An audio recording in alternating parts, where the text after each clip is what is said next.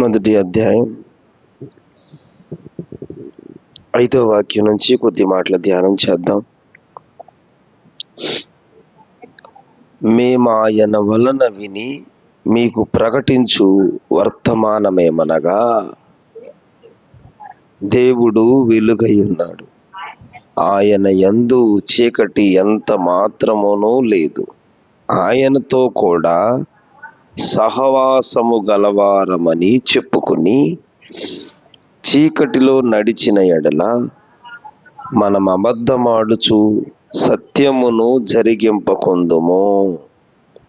ప్రభు ఈ వాక్యమును దీవించునుగాక. చూడండి, యోహాను ఇక్కడ ఒక మాట తెలియపరుస్తున్నాడు. వెలుగై ఉన్నాడు, ఆయన యందు చీకటి ఎంత మాత్రమునూ లేదు. ఆయనతో కూడా సహవాసము గలవారము, ఆయనతో కూడా సహవాసంగా, దేవునితో సహవాసముగా, ప్రభు అయిన యేసు క్రీస్తు వారితో సహవాసంగా వెళుతున్నప్పుడు ఎందరమైతే మన ప్రభుతోనే సహవాసంగా ఉన్నాం, మన ప్రభుతో సహవాసం కలిగి ఉన్నాం. ఎందుకనంటే ఆయన దేవుడు వెలుగై ఉన్నాడు, దేవుడు వెలుగై ఉన్నాడు.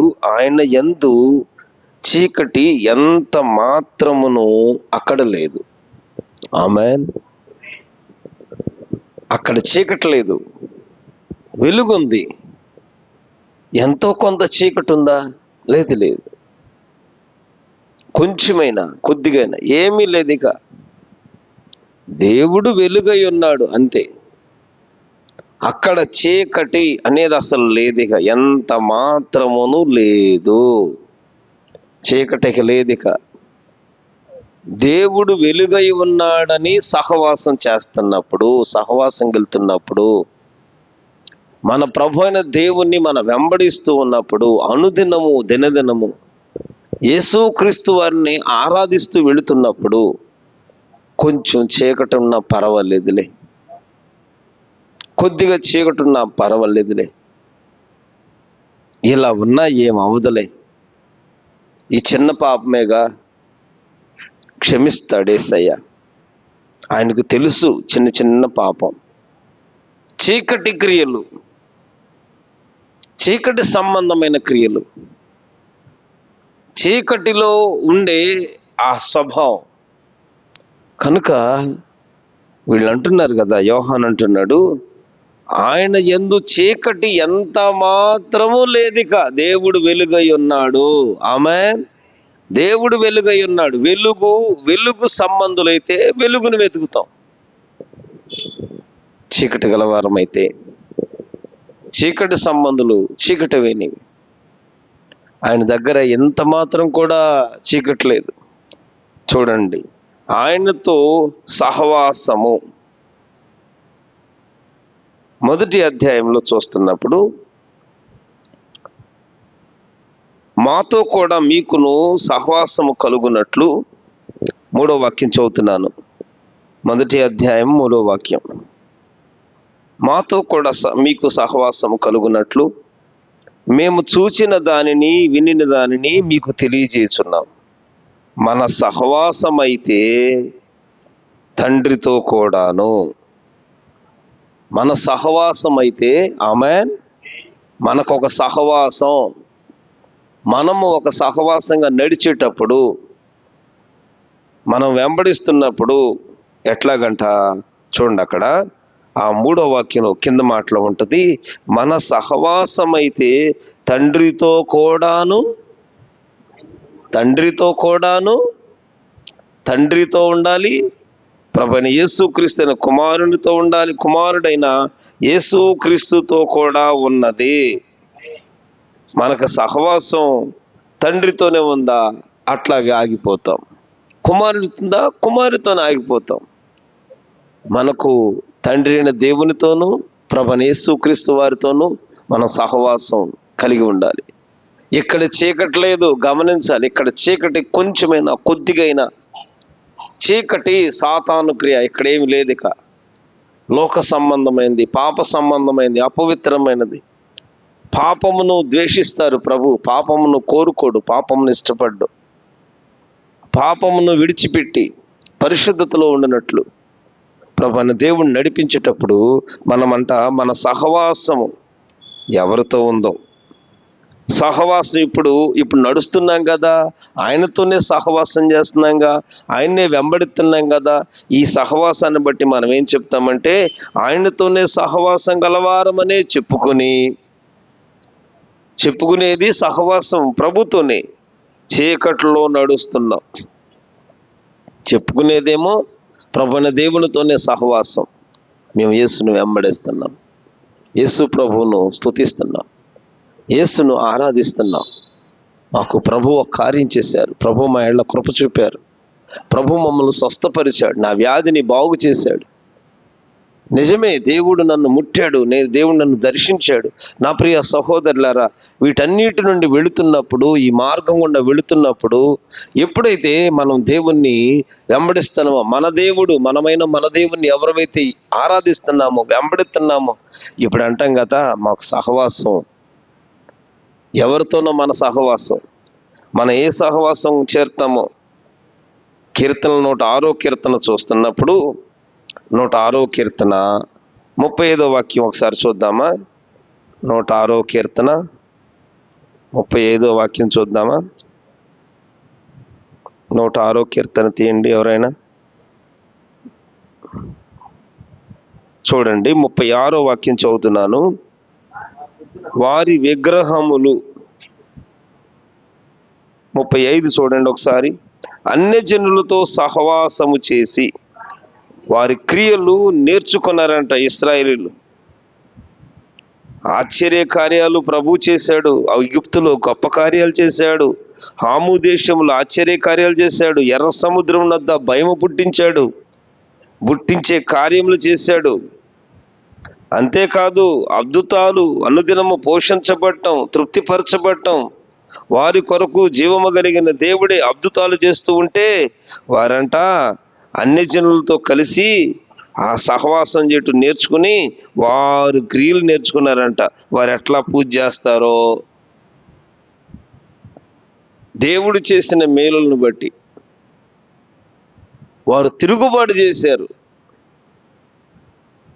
మన్నాను కురిపించారు, ఆ భోజనం తినాలి కదా, ఆ భోజనం అంటున్నారు అమ్మో ఇదేంటి సవీసారం లేని అన్నమా మాకు పెట్టేది, ఈ భోజనం మాకు అని మోషే మీద కోపం, దేవుని మీద తిరుగుబాటు చేశారు. పరలోకము నుండి కురుస్తున్న మన్నా అని లేదు, ఈ ఆహారం పరలోకం నుండి వస్తుంది, మనమేం అరణ్యంలో ఉన్నాం అది కాదు. అరణ్యంలో వెళుతున్నప్పుడు, పరలోకమన్నా వస్తున్నప్పుడు, పూరేళ్ళు కురుస్తున్నప్పుడు వాటిని భుజించటం, అయ్యా స్తోత్రం ఈ ఆహారం ఇచ్చావు, ఇలాగని ఆహారం దొరికింది అనుకోవటం కాదు. సవీసారం లేని ఆహారం ఇది, మాకు ఎందుకు ఈ ఆహారం, మాకన్నా ఒంటికి ఏమైనా బలం ఉంటుందా, ఈ ఆహారం వల్ల మాకేమైనా ఉపయోగం ఉంటుందా అని చెప్పి వాళ్ళు ఇక తిరుగుబాటు చేశారు. ఎప్పుడైతే తిరుగుబాటు చేశారో తాపకరమైన పాములు వచ్చినాయి, సర్పాలు వచ్చేసినాయి. సర్పములు పాళెములోకి వచ్చి కరుస్తున్నాయి, చచ్చిపోతున్నారు. మరలా వీళ్ళందరూ వెళ్ళిపోయి మోషే దగ్గర మొరపెడుతున్నారు, అయ్యా దేవుణ్ణి వేడుకోండి, తమ దేవుణ్ణి వేడుకోండి, ఈ తాపకరమైన సర్పాల నుండి మమ్మల్ని తప్పించండి. అప్పుడు ప్రార్థన చేసి తండ్రి అయిన దేవుడు అంటున్నారంట వాళ్ళకి ఆ విడుదల కలగటానికి ఇత్తడి సర్పం చేసి పాళ్యములో పెట్టండి. ఆ సర్పమును చూసి ఎవరు చూస్తారో, నివారించి చూస్తారో అతడు బ్రతుకుతాడు. రైట్, ఇది బాగుంది. సర్పం ఎవరినైతే కరిచిందో ఆ వ్యక్తి వస్తున్నాడు, పాళ్యములోకి వచ్చి పాళ్యములో పెట్టిన ఆ బొమ్మను, ఆ ప్రతిమను చూస్తున్నాడు, తేరి చూస్తున్నాడు, బాగుపడిపోయాడు, స్వస్థత వచ్చిందిగా. స్వస్థపరిచిన దేవుణ్ణి విడిచిపెట్టి ఇదే దైవంగా మారిపోయింది. ఆలోచించాలి కొద్దిగా మనసు పెట్టి. అంటే ప్రార్థన చేస్తే పొందుకునేది కాకుండా ఇలా చూస్తే తగ్గిపోతుంది. ఓహో, ఇదే నా దేవుడు, మనకి ఇదే దేవుడు, రైట్. వీళ్ళు ఏం నేర్చుకున్నారంటే అన్ని జనుల సహవాసం నేర్చుకుని, ఆ కింద మాటలో ఉంటుంది, వారి విగ్రహములకు అదే నేర్పాడు మా మోషే. ఒకసారి పాళెంలో మాకు ఇట్లా పాము కరిసినప్పుడు మోషే ప్రార్థన చేసి, ఏమో దేవుడు చెప్పాడని కాదు, ఇక దేవుడు చెప్పాడు కాదు కావలసింది. మోషే వాళ్ళకు బొమ్మ పెట్టాడు, ఆ బొమ్మను చూస్తున్నారు, పాము బొమ్మ పెట్టారు, ఆ సర్పం వైపు చూస్తున్నారు. ఎవరైతున్నారో వస్తున్నా, ఆ ఇత్తడి సర్పం వైపు చూడంగానే నెమ్మది కలిగిపోతుంది, స్వస్థ వచ్చేస్తుంది. ఇక ప్రార్థనతో పని లేదు, వేడుకునే పని లేదు. ఏమండి, మరణమే తప్పిందంటే ఎంత కార్యం. కరిసింది సర్పమే, చచ్చిపోవాలి, చచ్చిపోకుండా బ్రతుకుతున్నాం అంటే ఖచ్చితంగా దేవుడే. నా ప్రియ సహోదరులారా, ఆయనలో ఎంత మాత్రమూ చీకటి లేదు. అందుకే అన్ని జనులతో సహవాసం చేసి అన్ని జనులు ఎన్ని నేర్చుకున్నారో అవన్నీ నేర్చుకుని వాటిని ఆ క్రియలు ప్రారంభిస్తున్నారన్నమాట. దేవుడు చేసిన అద్భుతాలు, ఆశ్చర్యాలు, కార్యాలు ఎన్నో ఉన్నాయి. వాటన్నిటిని ఇక విడిచిపెట్టేశారు, మరిచిపోయారు, తమ దేవుణ్ణి మర్చిపోయారు. నా ప్రియ సహోదరులారా, అందుకే యోహాను పత్రిక రాస్తుంటాడు కదా, చూడండి. యోహాను పత్రిక మొదటి అధ్యాయము, ఆయనతో కూడా సహవాసము గలవారమని చెప్పుకొనుచు. ఏమని చెప్పుకుంటామంట? సహవాసమేమో యేసుక్రీస్తు వారితోనే. కాపరి, స్వార్థికుడు, బోధ యేసుక్రీస్తు వారి, అన్ని యేసుక్రీస్తు వారిదే, అంత యేసుక్రీస్తు వారిదే, అన్ని యేసుక్రీస్తు వారి. ప్రార్థన కానీ అన్ని అక్కడే. కాకపోతే ఏంటంటే అక్కడ ఏముందంట, ఒకటి చీకటిలో నడవటం కొంచెమే బుద్ధిహీనత త్రాసులో తేలగొట్టేస్తుంది. నేను అనేది ఏంటంటే, ప్రభు అయిన యేసుక్రీస్తు వారితో సహవాసమేనా? ఆయన యందు చీకటి ఎంత మాత్రం ఉండదో. నా ప్రభు నిజమైన వెలుగై ఉన్నాడు. వెలుగు నిజమైన వెలుగును ఆయన యొద్దకు వచ్చావా?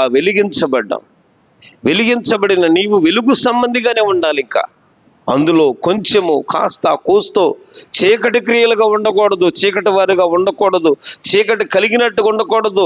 మనం ఎవరితో సహవాసం చేస్తున్నామో వారి క్రియలు కనుక చేశామా, అవే ఇశ్రాయేలుకు ఉరిగా మారిపోయినాయి.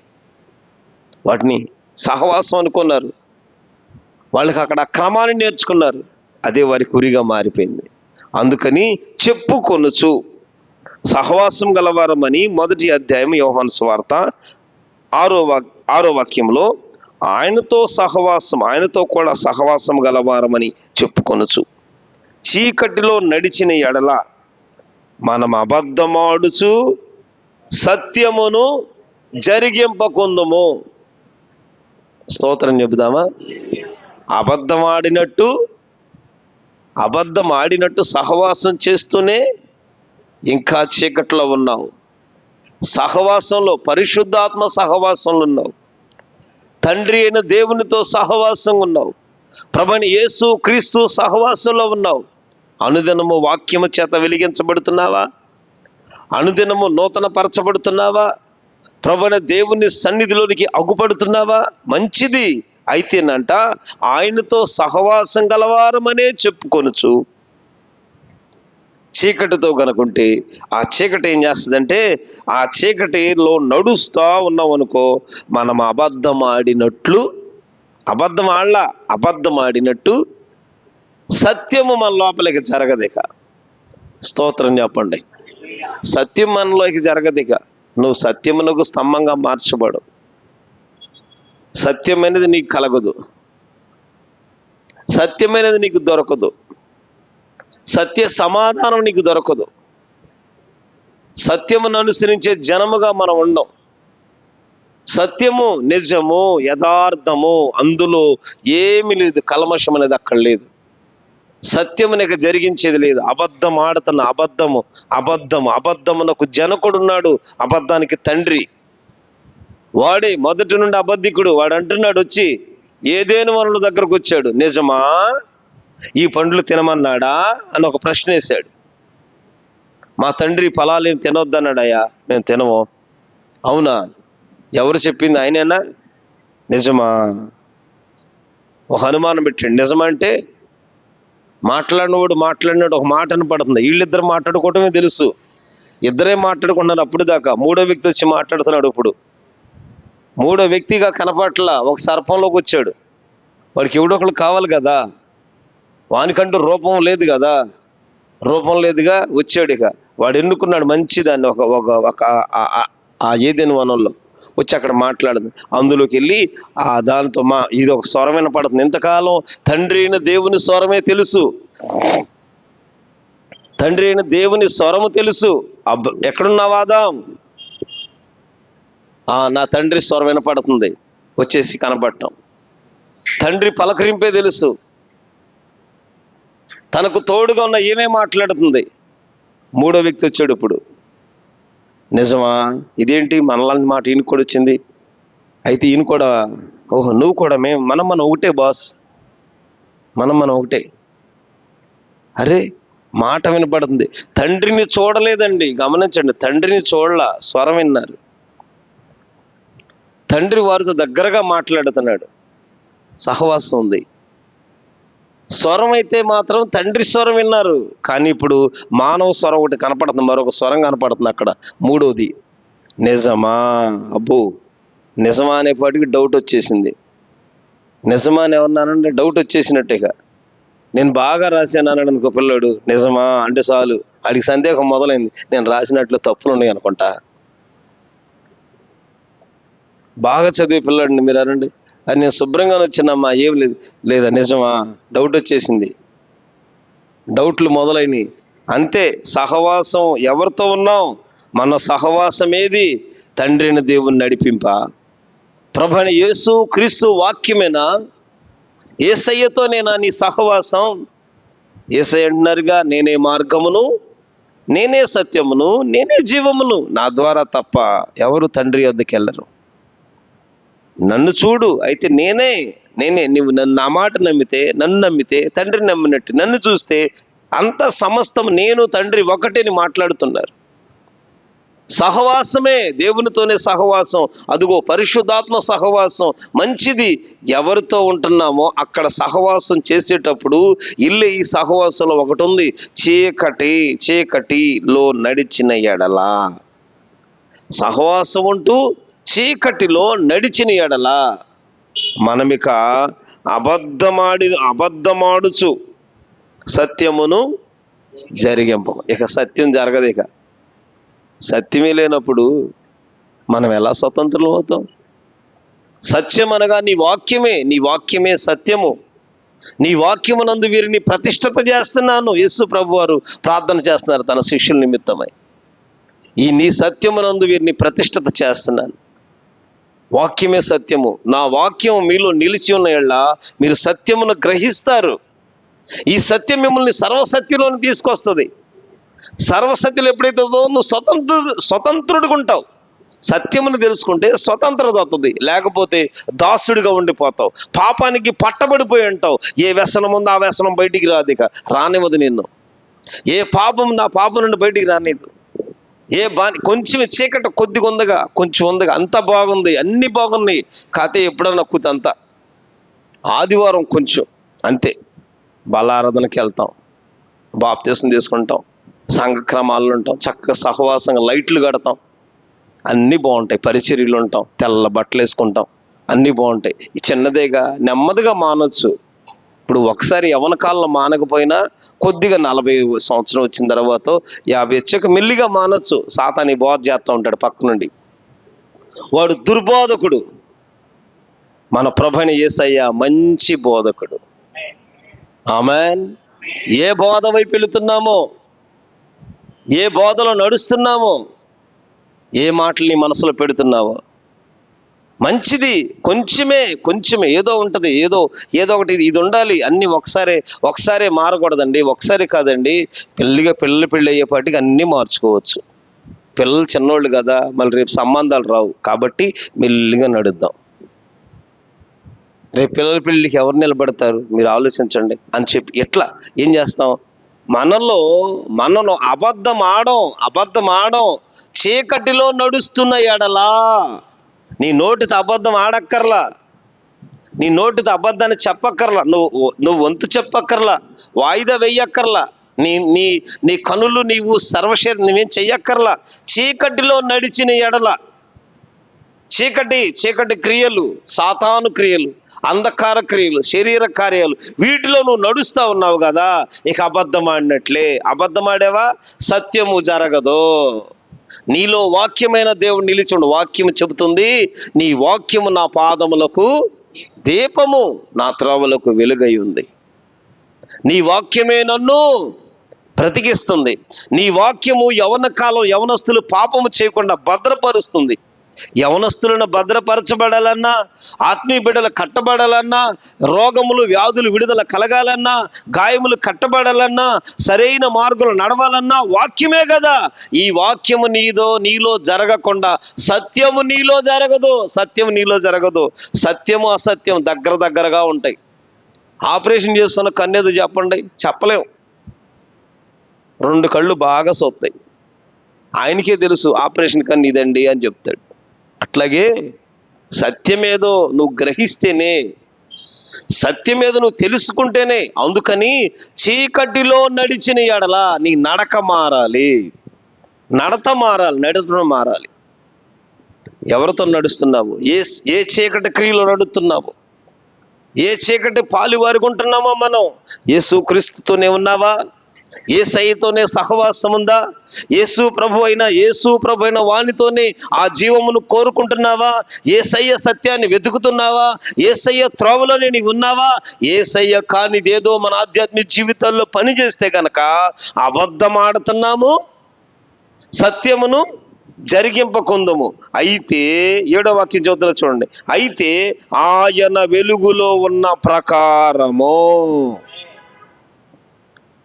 నేను లోకమునకు వెలుగై ఉన్నాను. స్తోత్రం చెప్పండి.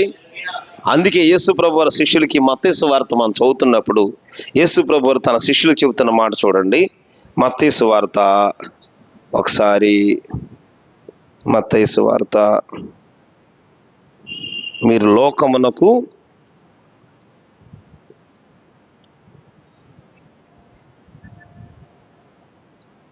చూస్తున్నా చూడండి. 5వ అధ్యాయంలో 13వ వాక్యంలో శిష్యులతో ఇలాగూ చెబుతున్నారు. శిష్యులతో ప్రభు చెబుతూ, మీరు లోకమునకు ఉప్పై ఉన్నారు.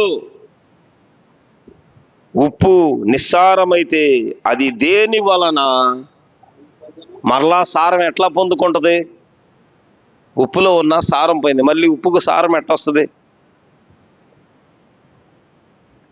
ఉప్పులో ఉన్న సారం పోతే మళ్ళీ సముద్రం కాడికి వెళ్తే వస్తుంది అంటారా? ఉప్పు తయారీ కాడికి వెళ్తే వస్తుంది అంటారా? రాధిక. ఒకసారి ఉప్పు తయారైపోయింది, ఇంకా ఈ ఉప్పు ఏంటిది? సారవంతమైన ఉప్పు. ఇందులో ఏమైపోయింది? ఉప్పులో ఉన్న సారం అంతా పోయింది, ఇక ఏమి లేదు. ఉప్పు అయితే మామూలుగా ఏముండాలి? రుచి రావాలి, సువాసన చూపించాలి. ఉప్పులో ఉన్న గొప్ప లక్షణం ఏంటి? ఉప్పు ఏం చేస్తుంది? ఎక్కడైనా సరే, ఎందులోనైనా సర్దుకుంటుంది. ఏంటి నన్ను పాలలో ఎత్తున్నావు, నీళ్ళలో ఎత్తున్నావు అని అడుగుద్దా?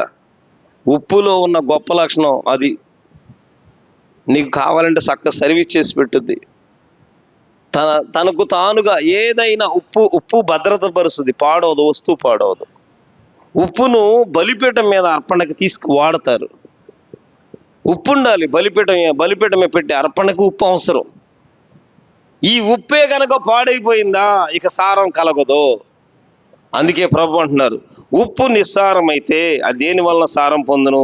అది బయట పారవేయబడి మనుషుల చేత త్రొక్కబడుటకు తప్ప మరి దేనికి పనికిరాదు. ఉప్పును బయట పారేస్తారు, కాళ్ళతో తొక్కి పారేసేస్తారు. మీరు లోకమునకు ఉప్పు. నీలో సారం లేదా? ఏం చేస్తారు మనుషులు? ఏం చేస్తారు? అర్థమైందా? స్తోత్రం చెప్పండి. ఇప్పుడు ఎవరైతున్నామో నీవు నేను ఉప్పు అయి ఉన్నాం. ఈ ఉప్పులో సారం ఉండాలి, రుచి ఉండాలి. ఈ ఉప్పు ఎందులోకైనా ఉపయోగపడాలి. అది పచ్చడా ఏదైనా భద్రం చేయబడాలి. అదిగో బలిపీఠ మీద పిండిలో కలపబడాలి. ఎక్కడైనా ఉప్పు నిబంధనగా ఉండాలి. ఉప్పు ఏదైనా దేవునికి మనుషులకి ఒప్పందం చేసేటట్టుగా ఉండాలి. ఈ ఉప్పులో సారం పోయింది, ఇక మనుషులు ఏం చేస్తారు? మనుషులు గమనించాలి. బైబిల్ చెబుతుంది మనుషులు ఏం చేస్తారు? దాన్ని బయట త్రొక్కబడుటకు బయట పారేస్తారు. తర్వాత మనుషులు దాన్ని త్రొక్కుటకు తప్ప తొక్కుటకే గాని మరి దేనికి, స్తోత్రం చెప్పాలి, దేనికి పనికిరాదు. యేసయ్య మళ్ళీ మనసు పెట్టాలి. మీరు లోకమునకు ఉప్పు. లోకం అంతటి మీరేమైనారు? ఒక క్రైస్తవుడు ఒక ఉప్పు. ఇది ఇందులో సారం ఉందనుకో ఉపయోగపడద్ది. సారం లేదనుకో లోకంలో ఉన్న మనుషులందరూ ఏం చేస్తారు? వాళ్ళని కాళ్ళ కిందేసి తొక్కేసేస్తారు. మనం దేవుని కొరకు దేవునికి ఉపయోగపడుతున్నామో, ప్రైజ్ లార్డ్, దేవునికి ఉపయోగపడలేదా? ఏముండదు. మనుషులే మనం తొక్కేస్తారు. నువ్వు మంచి ఉప్పు అయితే నిన్నెవరు తొక్కరు. ఉప్పు చక్కగా నేను ఉపయోగించుకుంటారు. ఎన్ని రకాలుగా అంటే అన్ని రకాలుగా ఉపయోగపడతావు. నువ్వు ఉప్పు అయితే కనుక ఎన్ని విధాలుగా ఉపయోగపడతావు. మనం అదే లేదనుకోండి, మనం అట్లా ఉప్పులాగా లేము కాబట్టి మనకేమవుతుంది? ఇక అక్కడ ఏముండదు, బయట తొక్కబట్టాకి. నువ్వు గనక ఉప్పుగా ఉన్నావా? ఎప్పటికప్పుడు చూసుకోవాలిగా. లోకమునకు ప్రభు అంటున్నారు, మీరు లోకమునకు ఉప్పు అయి ఉన్నారు అని చెప్పి అది తొక్కబడేటట్టుగా ఉండకూడదు. ఇక ఆ సారం పోకూడదు. సారం ఎప్పుడు పోయిందో, ఎప్పుడు రక్షణ పొందాం 10 ఏళ్ళకు పోయింది అంతే. 10 సంవత్సరాలు బాగుంది, మంచిగా ఉంది ఉప్పు. ఆ ఉప్పు తర్వాత పాడైపోయింది. బయట పారేయటమే. బయట పారేసిందని ఏం చేస్తారు? మనుషులు తొక్కుతారు. ఆలోచించండి. లోకంలో నీ ఉప్పుగా ఉంటే, ఆ కింద మాటలు అంటారు కదా, మీరు లోకమునకు వెలుగై ఉన్నారు. శిష్యులతో మాట్లాడుతున్నా ప్రభు, మీరు లోకమునకు వెలుగై ఉన్నారు. ఉప్పులో సారం పోయిందా? ఉపయోగపడదు. లోకానికి ఉపయోగపడాలి. లోకంలో ప్రత్యేకం. అది ఉప్పు వల్ల ఉపయోగం. అది అంత ఎక్కువ వేసాం ఉపయోగపడదు. ఉప్పు ఎంత వేయాలి? మనమైతే కనుక మా ఊర్లో కేజీ మాంసం తెచ్చుకున్నాం అనుకో, కేజీ ఉప్పు వేస్తారు. ఉపయోగపడద్దా? బాగా ఎక్స్పర్ట్ సీనియర్ వంట కదా, కేజీ మాంసం తెచ్చుకుంటే ఆదివారం పూట కేజీ ఉప్పు కలిపి పెట్టేస్తారు. అంతేక ఎంత వేయాలి ఉప్పు? నువ్వు ఉప్పు లాగుంటే అక్కడ ఎంత ఉపయోగపడాలో, నీ ఇంటికి నువ్వు ఎంత అవసరమో అట్టుండాలి. నువ్వు ఎక్కువైతే కసిమే, నీ వల్ల ఉపయోగం ఉండదు. ఇంట్లో వాళ్ళు అంటారు, అమ్మ సువార్త ఎక్కడ బయట చెప్పా, నీకు దండం పెడతాం, బయటికి వెళ్ళి చెప్పమ్మా అంటారు. నీ ఇంట్లో నువ్వు ఎట్టగా ఉండాలి, ఉప్పులాగా ఉండాలి. నీలో ఉన్న సారం పోకూడదు, బయట పారేయకూడదు. నిన్ను అందరికి అవైలబుల్గా అందుబాటు అనమాట. నువ్వు ఏది కావాలన్నా ఎంత ఇయ్యాలి, ఎంత నీవే ఉప్పు అయి ఉన్నప్పుడు నువ్వు ఎంత ఉండాలో అంతే. ఇక నేను ఉప్పును కాదు, ఉప్పేరును కదా అని అందులో దిగిపోకూడదు. అన్నిట్లో పంచాయతీల్లో ప్రైజ్ లార్డ్ ప్రార్థన చేద్దాం, కళ్ళు మూసుకోండి. ఒకసారి రండి పాస్టర్ గారు, జాకెట్లు పంచుతున్నావు, పసుపు కుంకలు అనగా నన్ను గడ్డిపాడులో ఇదేంటి ఈ సీసాలు ప్రార్థన చేయమన్నారు. కొత్తగా వెళ్ళినప్పుడు ఇవి పెడతారుగా, ఈ చిన్న బెల్ట్ షాపులు పెట్టుకుంటున్నావా, బెల్ట్ షాపులు పెట్టి నా సీసాలు ప్రార్థన చేయమని. ఈ సీసాలు నేనేం ప్రార్థన చేయనమ్మా అన్న. ఈ సీసాలు నేనేం ప్రార్థన చేయను. నేను ప్రార్థన చేశా, ప్రభా ఇది నీ చిత్తమైంది అయితే కాదు, నేను చేస్తాను, నువ్వు బాధపడకూడదన్నా. చెయ్యయ్యా వ్యాపారం. నేను వ్యాపారం అని చేయను, నువ్వు అడిగావుగా నేను ప్రార్థన చేస్తా. ప్రభా నీ కుమార్తె తెలివికి తెచ్చుకుంది, ఇదైతే మాత్రం నీకు అనుకూలమైందేమీ కాదు. కానీ నీ కుమార్తె రక్షించబడాలి. ఈ వ్యాపారం ఇక్కడ ఉండకూడదు, దీని ద్వారా అనేకులకు ఆటంకం, నష్టం, ఇది జరగకూడదు ప్రభువా. నీ కుమార్తెను నువ్వు వెలిగించండి, వెలిగించి ఏదైనా మంచి వ్యాపారం ఇవ్వండి అని ప్రార్థన చేసి ఆమెను చెప్పారు. తెచ్చుకుందా సీసాలు చక్కగా అమ్ముకుందామని. 3 నెలలు కూడా అమ్మలా. తెచ్చుకున్న సీసాలన్నీ 3 నెలలు వాళ్ళంతా తాగేసి అప్పు చేసి గొడవడుతున్నారంట మీద. తాగేసి అది మాది, మీరు చూసారు గడ్డిపడి మన చివరి ఉంటుంది, ఊరికి చివరి అనమాట, చివరి లాస్ట్ ఉంటుంది, అక్కడికుంటే తాగేసేసి పొలాల్లోకి వెళ్ళి వస్తాయి, డబ్బులు ఇవ్వట్లేదంట, గొడవడుతున్నారంట, రోజు గొడవ అయిపోతుందంట.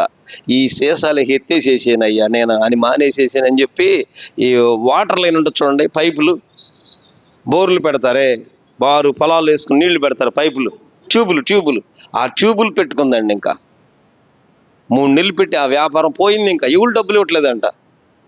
ఏమని ప్రార్థన చేసావు కానీ అయ్యా, ఎవరు డబ్బులు ఇవ్వట్లేదు అయ్యా, తగులు అయిపోతున్నాయి అయ్యా, నేను మానేసేసాను అయ్యా, అది మానేసేసాను, ఈ ట్యూబులు తెచ్చుకున్నాను రా అయ్యా, ప్రార్థన చేయయ్యా అంది.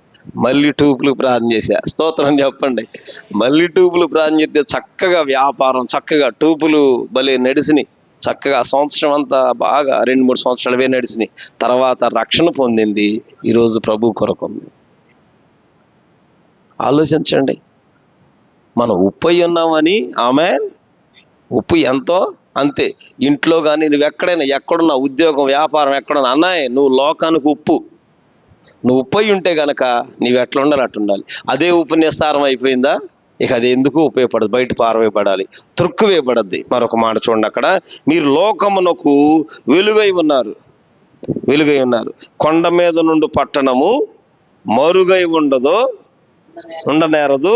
మనుషులు దీపమును వెలిగించి, స్తోత్రం చెబుదామా, మనం వెలిగించబడే లోకమునకు వెలుగై ఉంటే,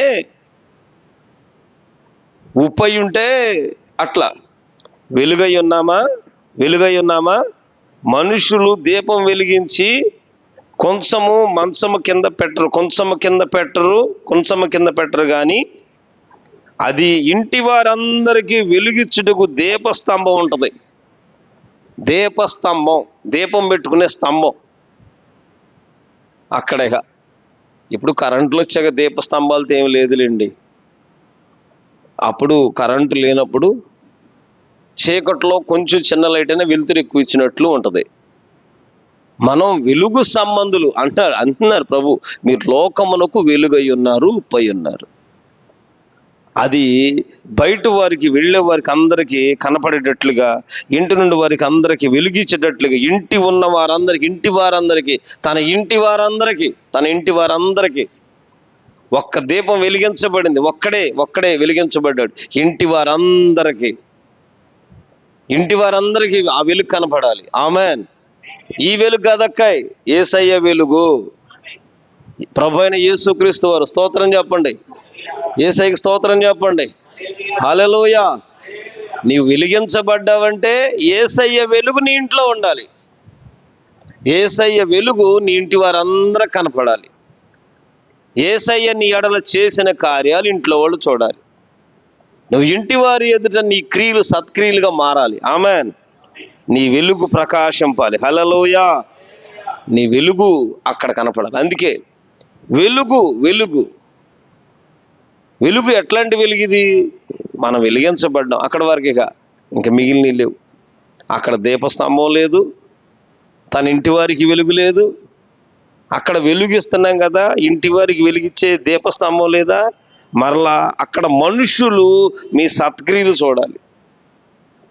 నా మాట కాదు, మత్తయి సువార్త మీరు ఇంటికి వెళ్ళిన తర్వాత 5వ అధ్యాయం 13, 14 వాక్యాలు, 16 వాక్యం వరకు ధ్యానం చేస్తే ఉంటుంది. తన ఇంటి వారందరికీ ఆ వెలుగు కనపడాలి. నిజమైన వెలుగు అంటే యేసు ప్రభు వారి వెలుగే కనపడాలి. మన వెలుగు కాదు. మన వెలుగు చూపిస్తాం, మన వెలుగు కాదు. మన వెలుగు వల్ల ఏముంది? నా వెలుగు నీ వెలుగు దగ్గర ఏమి లేదు. లోకంలో పాపంలో పట్టబడి వ్యసనాలతో ఉండి పనికిరాని స్థితిలో ఉన్న మనలను మన ప్రభు ఉచితమైన కృపచేత రక్షించారు. ఆయన కృపచేతని నీతిమంతులుగా తీర్చబడ్డ వెలిగించిన ప్రభు ఈ రాత్రి ఈ రాత్రి యోహాను పత్రికలో యోహాను రాస్తుంటాడు కదా, మొదటి యోహాను పత్రిక చూడండి. మొదటి యోహాను పత్రిక 7వ వాక్యంలో, అయితే ఆయన వెలుగులో ఉన్న ప్రకారం మనం వెలుగులో నడిచిన ఎడలా మనం అన్యోన్య సహవాసము గలవారమై ఉంటున్నాం. హల్లెలూయా. అన్యోన్య సహవాసం, అన్యోన్య సహవాసం. మనం వెలుగు సంబంధులమైతే ఆయన వెలుగులో నడుస్తూ ఉంటే, వెలుగులోనే నడుస్తున్నాం.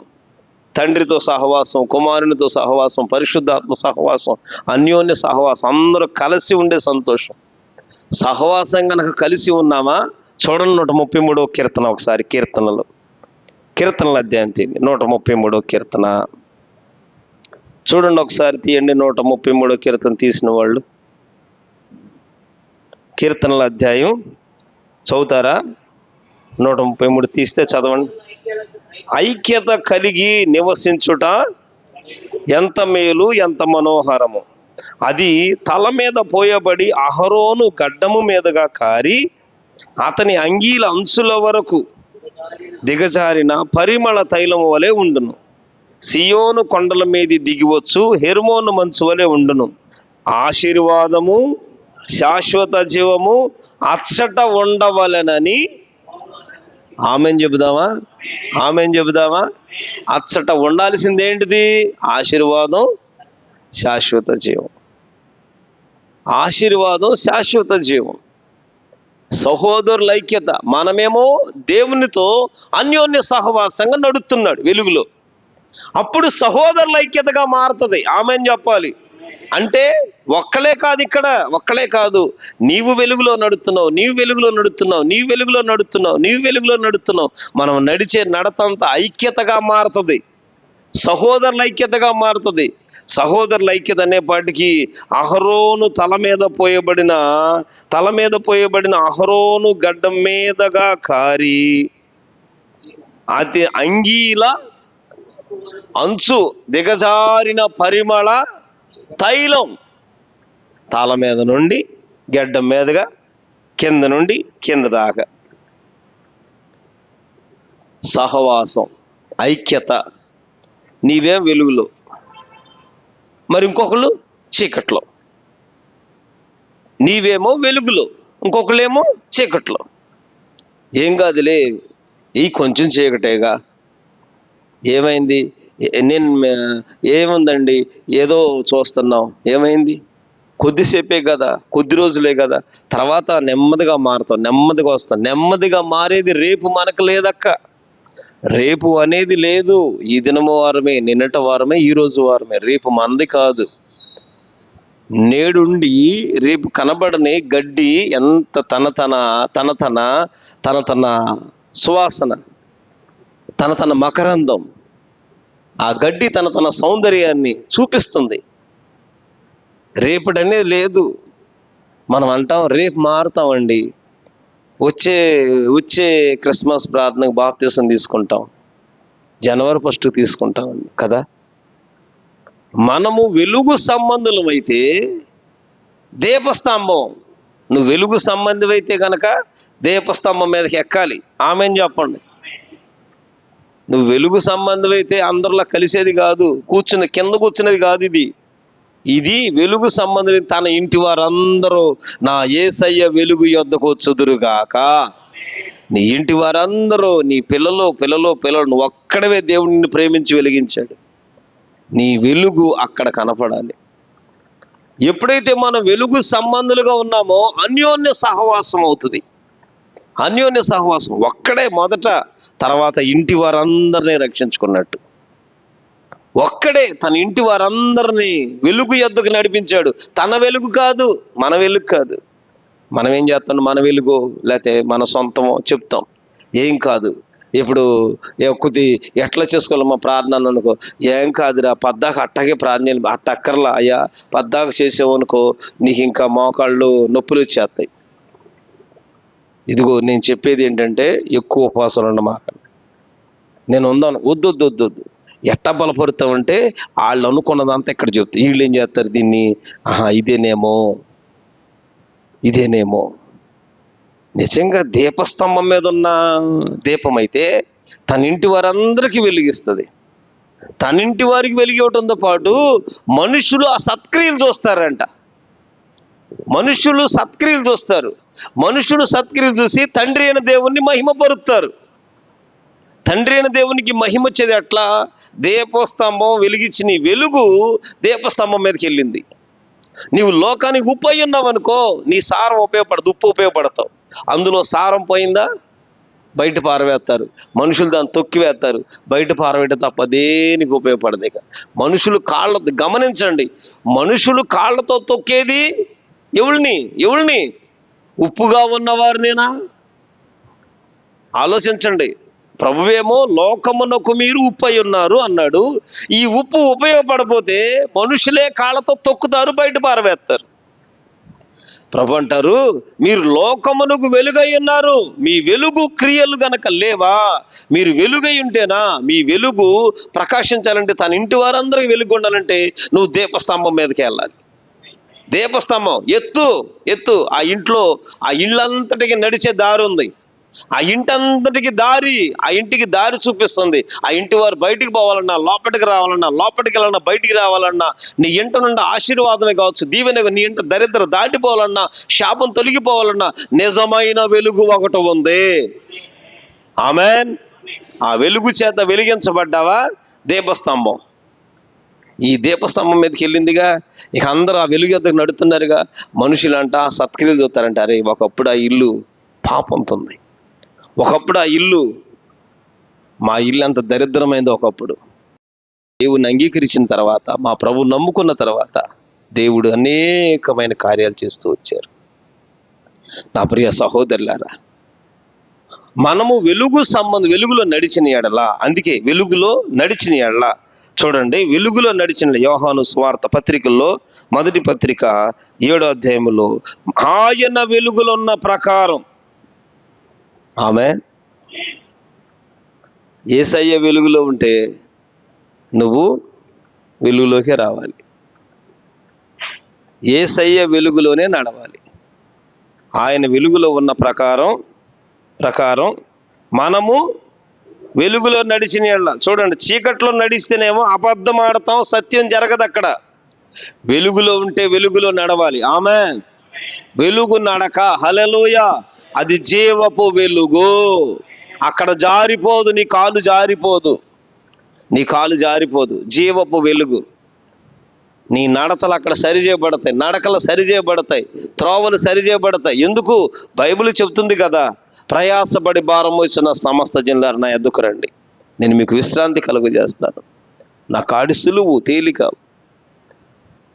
ఎప్పుడైతే దేవుణ్ణి వెంబడిస్తామో ప్రభువే నేర్పుతూ ఉంటాడు. అప్పుడంట ఆయన వెలుగులో మనం కూడా నడుస్తున్నప్పుడు ప్రతి భారము సులువైపోద్ది, ప్రతి భారము తేలికైపోద్ది, ప్రతి చిక్కు సంకటములన్నీ విడిపోతూ ఉంటాయి.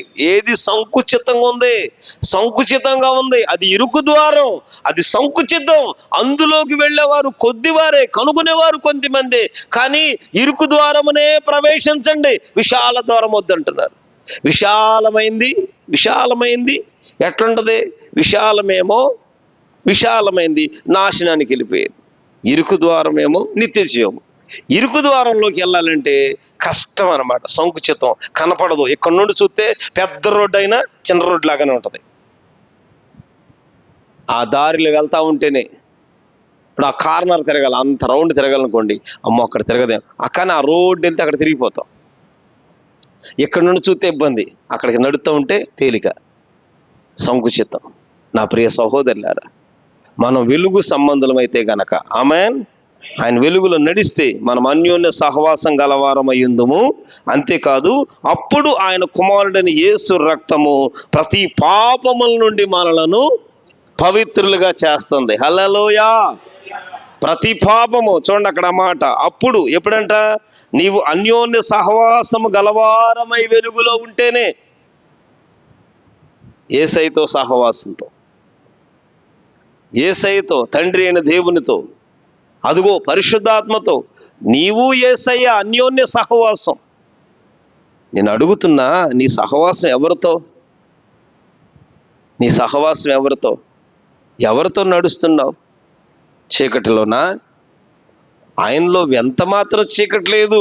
లేకపోయినా చీకట్లో ఉండి వెలుగుతో సహవాసం చేస్తున్నావా? కొంచెమే చీకటి, కొద్దిగా ఆ కొంచెం ఎందుకు ఆధ్యాత్మిక జీవితంలో ఆడడం? ఈ రాత్రి అది కూడా తీసివేయబడాలి. ఏది కొంచెం అనుకుంటున్నావో, కొద్దిగా అనుకుంటున్నావు, సరిచేయబడాలి. ఎప్పుడైతే తీసివేసుకుని వెలుగులో నడవటం, వెలుగు సహవాసంలోకి వస్తావో అప్పుడంట ప్రతి పాపం అప్పుడు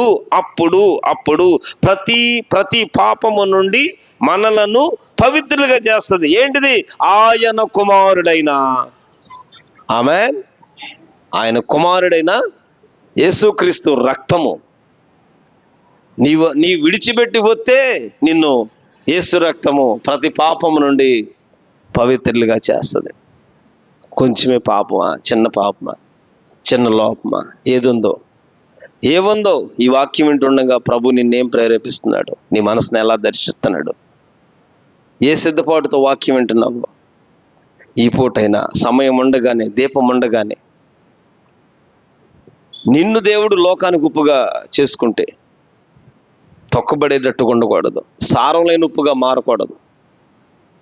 ఏది ప్రభు ఉద్దేశించారో అలాగునే జరుగునట్లు ఆయనతో సహవాసానికి రా. ఈ పూట ఆయనతో సహవాసానికి, అదుగో ఆ ప్రభువైన యేసుక్రీస్తు వారి సహవాసంలోనికి, యేసయ్యతో మాట్లాడుకోవటానికి, యేసయ్యను కలిసి వెంబడించడానికి, యేసయ్యతో కలిసి వెళ్ళినప్పుడు ఏదైతే ఇంకా అడ్డుగా ఉందో, ఇంకేది అడ్డుగా ఆధ్యాత్మిక జీవితంలో, ప్రార్థనా జీవితంలో అడ్డగిస్తుందో, పరలోక రాజ్య సిద్ధపాటును ఏది అడ్డగిస్తుందో, పరలోక మహిమకు వెళ్లకుండా అడ్డుకుంటుందో బైబిల్ చెబుతుంది. అప్పుడు ఆయన రక్తము, ఆయన కుమారుడైన యేసు రక్తము ప్రతి పాపము నుండి మనలను పవిత్రులుగా చేస్తుంది. ఆమేన్.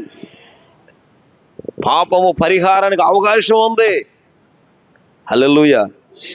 పాపము నుండి విడుదలకు అవకాశం ఉంది. కాతే మనం యేసయ్యతో సహవాసం చేయట్లేదేమో. ఎందుకు లోకంతో స్నేహం? ఈ లోక స్నేహం దేవునితో వైరమని ఎరగరా? ఆయనతో సహవాసం కలిగిన వారమైతే, ఆయన కలిగి సహవాసం ఎప్పుడైతే మనం ఎన్నుకుంటామో, ఏ పాపమడ్డు ఉందో, ఏ బంధకాల్లో ఉన్నావో, ఏ శాపం అనేది ఉందో, యేసయ్య ప్రేమను దూరం చేస్తుందా? యేసయ్య సన్నిధిని దూరం చేస్తుందా? యేసుక్రీస్తు వారు నీతో నడవటానికి, యేసుతో నీ వెళ్ళటానికి ఏది ముడతగా, కళంకంగా నీ ఆధ్యాత్మిక ప్రార్థన జీవితంలో అడ్డగిస్తుందో అవన్నీ గనక ఈ రాత్రి తీసివేసుకుంటే, నిజమైన వెలుగు యేసయ్యలోనికి వస్తే నీవే వెలుగిచ్చే దీపంగా, ఆమేన్, ఎప్పుడైతే యేసయ్యలోనికి వస్తావో నీవే వెలిగించే దీపంగా తన ఇంటి వారందరికీ వెలిగివ్వటానికి, ఇదిగో ఆ క్రియలు చూసి ప్రజలు, ఆ సత్క్రియలు చూసి ప్రజలు, మనుషులందరంట ప్రభువును మహిమపరిచేటట్లుగా ఆయనతో సహవాసము. ఇంకెవరితో వద్దిగా? ఎంతకాలం దేనితో చేసావు? వేటితో సహవాసం చేసావు? దేనిపైన ఆనుకుని సహవాసం చేస్తున్నావు? నువ్వు ఉంటున్న సహవాసం ఎలాంటిదో? ఏ మనుషుడితో చేస్తున్నావు? జ్ఞానుల సహవాసం జ్ఞానాన్ని వస్తుంది. మరి ఏ సహవాసం చేస్తున్నావు? ఏ సహవాసం కలిగి ఉన్నావు? అన్యజనుల, లోక స్నేహమా, లోకంతో సహవాసమా, పాపంతో సహవాసమా? మానదాములే, ఈ సంవత్సరం ఏందిగా, మరొక సంవత్సరం మానేద్దాంలే, మరొక రోజు అనేది కాదు ఇక్కడ. ఎప్పుడైతే నువ్వు ఒప్పుకుంటావో, ఎప్పుడైతే దేవుని అంగీకరిస్తావో, ఆ సజీవుడైన దేవుడు మనలను తన మహిమలోనికి నడిపిస్తారు. ఆమేన్. నడిపిస్తానికి ప్రతి పాపము యేసు రక్తము వలన మనలను పవిత్రులుగా మారుస్తుంది. యేసు రక్తం నుండి మనం పవిత్రులుగా చేర్చబడుతున్నాం. ఇక పాపమునకు అధికారం ఇక లేదు. ఆమేన్. పాపం మన మీద ప్రభుత్వం చేయడానికి అధికారం లేదు. ఎందుకనగా సత్యంలోనికి వచ్చావు. హల్లెలూయా. సత్యము స్వతంత్రులుగా ఉంటాం. ఇక సర్వసత్యంలోనికి వస్తాం. సత్య స్వరూపి అయిన ప్రభు మనల్ని బలపరుచునుగాక. ప్రభు ఈ మాటలు దీవించి కృపలో ఆశీర్వదించునుగాక. ఆమేన్. ఆమేన్. ప్రార్థన చేసుకుందాం. ఓ చిన్న ప్రార్థన చేద్దాం.